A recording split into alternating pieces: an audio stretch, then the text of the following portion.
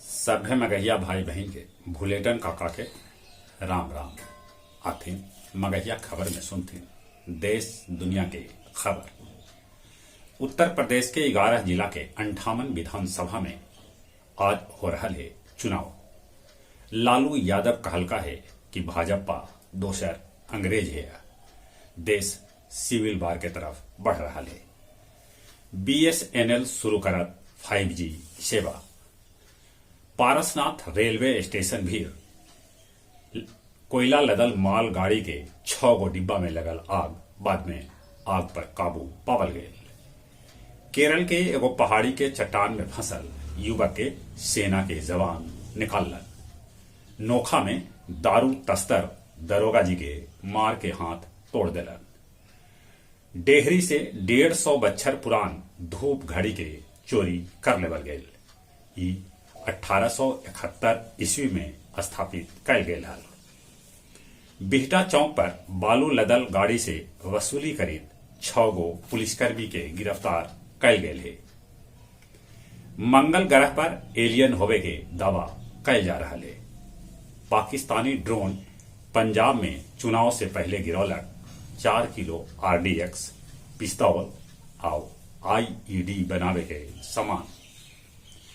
ED चीनी NBFC के 288 करोड़ रुपया जब्त कैल। रूस कहलक है कि यूक्रेन के बहाने पश्चिमी देश बना रहलन है हमरा पर दबाव। संयुक्त राष्ट्र विकास कार्यक्रम अपन ताजा रिपोर्ट में कहलक है कि तापमान के बदलाव के चलते 4 करोड़ लोग के जा सके है जान। मिर्जा गालिब कॉलेज में 8 गो नया विषय में होए स्नातकोत्तर के पढ़ाई। गया जिला में हर महीना हो रहा है 3 करोड़ के बिजली चोरी। दुष्कर्म मामला में हंसराज पब्लिक स्कूल के डायरेक्टर मनीष रोखैयार के दिल्ली पुलिस कैला गिरफ्तार। आसनसोल वाराणसी पैसेंजर से दारू जब्त कैल गए। अब कुछ खेल के समाचार। दोसर का वनडे में भारत वेस्ट इंडीज के 44 रन से हरा के सीरीज अपन नाम कर लेलक। न्यूजीलैंड भारतीय महिला टीम के T20 मैच 18 रन से हरा दिलक। पतेड़ मंगड़ामा पंचायत के डबरिया मैदान में शहीद भगत सिंह दौड़ प्रतियोगिता के आयोजन कल गए, जेकरा में उत्तर प्रदेश के मनीष के मिलल पहला स्थान, प्रयागराज के नीतीश के भेटायल दूसरा स्थान, गया जी के अमृत के भेटायल तीसरा स्थान।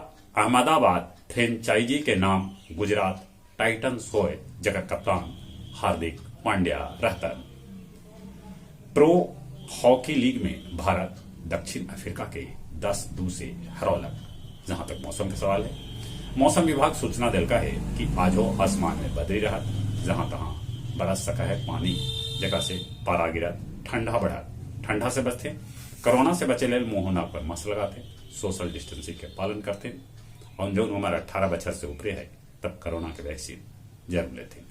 चले एक बार फिर से अपने सभी के भुलेटन काका के राम राम।